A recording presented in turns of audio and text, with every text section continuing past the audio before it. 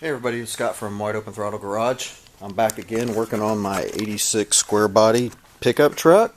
I am continuing to put the No Limit Engineering 4-bar setup on the back of it. As you can see, I've got the front mounts mounted on.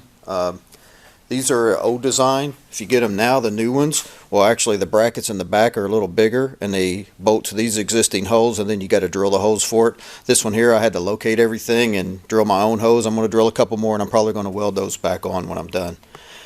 And then you take your 4 bars, the bars right there, you set the length from the center of the eye to the center of the eye on the other side. You set them to 31.5 inches, all 4 of them. You set one of them, you put a couple bolts in them, then you take the rest of them and you set them to that same length. That way they're all the same. And then I measured from this bracket right here on the outside to the outside bracket on this side, and I got the dimension from it, and then I measured and made that dimension the same outside here to outside of the other one. That way the bars are parallel with the frame. Then I put them on the axle, got them all set where I need them, distance apart that is, and then I had to move the axle back and forth to get the distance from the back plate to this the same on each side, and still have the same distance from the front plates as far as being apart. So I've got all that set. To show a better representation of what my dad is talking about, I made this figure. As you can see, it has the frame rail, the rear tires, and the mounts there, along with the axle. And basically what he's trying to say is you want the distance from the cross members connecting the actual 4-link bars that are connected to the frame, so the top mounts. You want that distance to be the same distance as the mounts attached to the axle, so you want your 2x distances to be the same. And then you also want the mounts on the axle to be the same distance apart from the backing plates or the wheels, whichever you choose to do. And that way you have your axle centered on the frame and everything is square and straight. So you want your x distances to be the same and you want your y distances to be the same. And I think this is a pretty good representation to help assist with that. So let's get back to the video. And then I took my angle finder, measured the angle of my transmission shaft right there, because that's the mounts, the motor mounts and the transmission mounts that I'm going to use in this build. So that's going to be the angle it's going to be set at when I'm done with it.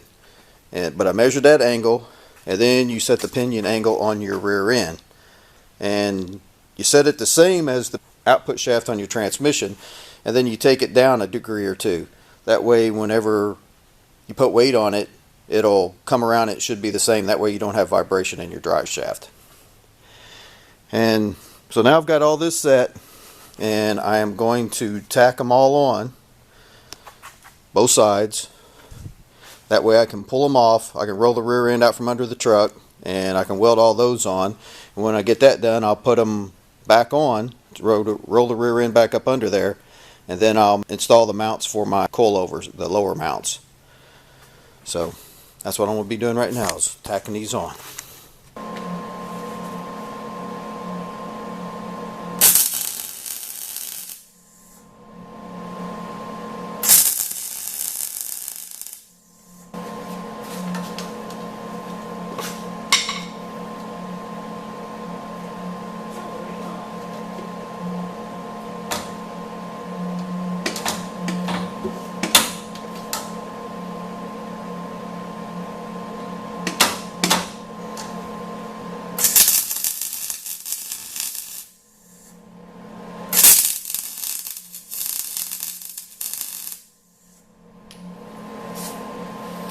And you see what I did after I got the top one set? I went ahead and put a level on those bars. I don't want the bars kicked out one way or the other. Put a level on them, make sure they were straight up and down before I tacked the bottom one. I had to tap it over just a little bit. Now everything's on there, it should be good to go. I put a couple more tacks.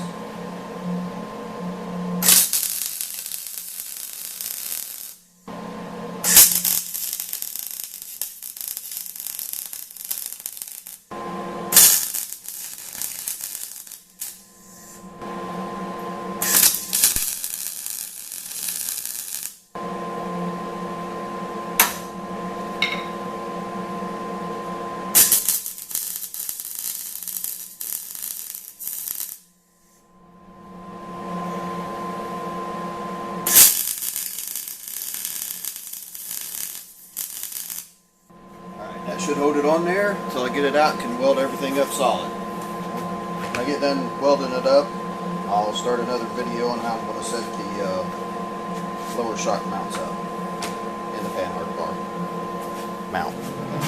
Alright.